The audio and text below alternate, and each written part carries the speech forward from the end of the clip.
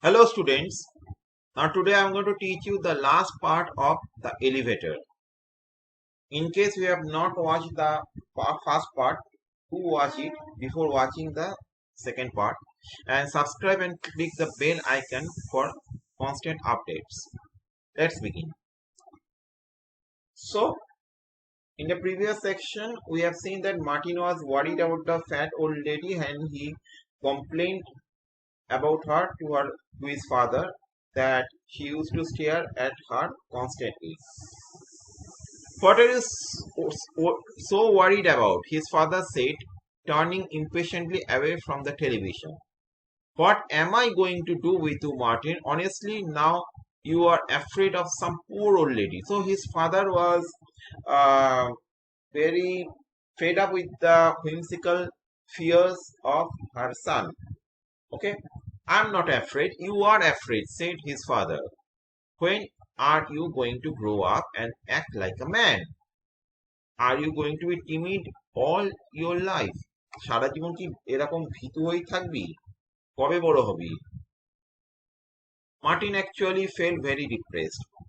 He felt that his father is going to support him, but instead of that, he reprimanded him. Martin didn't want to cry in front of his father, so he waited until he got out of his room. His father probably knew he was crying anyway. He slept very little. So, why was his father acting in this way? His father was acting in this way in a passive way uh, because he wanted uh, his son to be mentally mature. Okay, he wanted his son to face his own fears. But sometimes it is not the correct way of parenting. Instead of being so rude, so harsh, he could have uh, supported his son and helped him to overcome his fear. In the morning, when the elevator door opened, the fat lady was waiting for him. Martin stood there unable to move, then backed away. As she saw him, her expression changed. She smiled as the door slammed. Martin started running down the stairs. The stairs were dark and he fell. His father was silent on the way to the hospital, disappointed and angry with him for being a coward and a fool. Martin had broken his leg and needed to walk on crutches. He could not use the stairs now. Was that why the lady had smiled? Did she know what would happen? Actually, maybe the the fat lady was actually very innocent. Okay, it was all the foolish fears of Martin, due to which he blindly started to run down the stairs. He skipped and he fell down. And he broke his leg, and he had to walk on his crutches. At least his father was with him in the elevator on the way back from the hospital. There was no room for that fat lady to get in, and if she did, his father would see her, and maybe he would understand.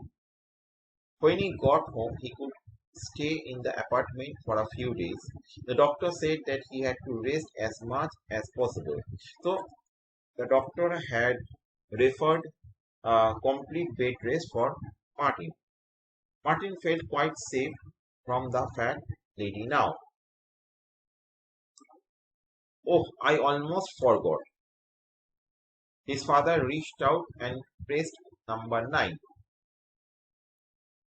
What are you doing? Asked Martin, trying not to sound afraid. Okay. So কেন সে ভয় পায়নি এরকম ভাবে সে বাবাকে জিজ্ঞেস করলো তুমি 9 press করলে কেন? You should have pressed 17. Okay, why did you press number 9? I promised to visit Mrs. Ullman, said his father, looking at his watch as he stepped out of the elevator. Let me go with you. I want to visit her too, Martin pleaded, struggling to move on his crutches. But the door was already closing. Afraid to be in the elevator alone, said his father. Grow up, Martin. The door slammed shut. Maybe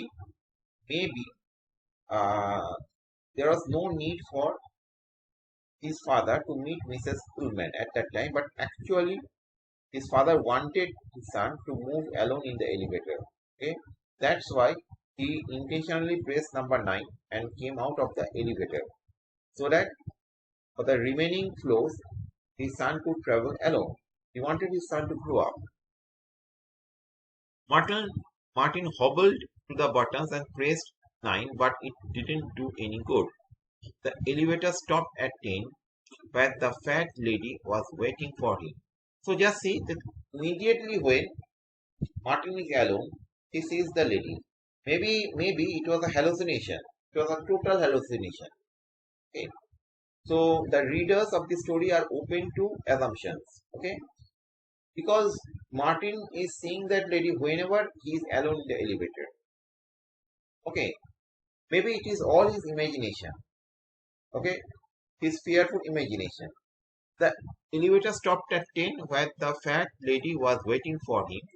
She moved in quickly and he was too slow to get past her in time to get out. The door closed and the elevator began to move. "Hello, Martin," she said and laughed and pushed the stop button. Now, the story ends abruptly. In the end, we don't get to know what happens to Martin, whether he is able to overcome his fear of the lady, or whether he gains confidence to use the elevator by himself, whether he actually grows up mentally.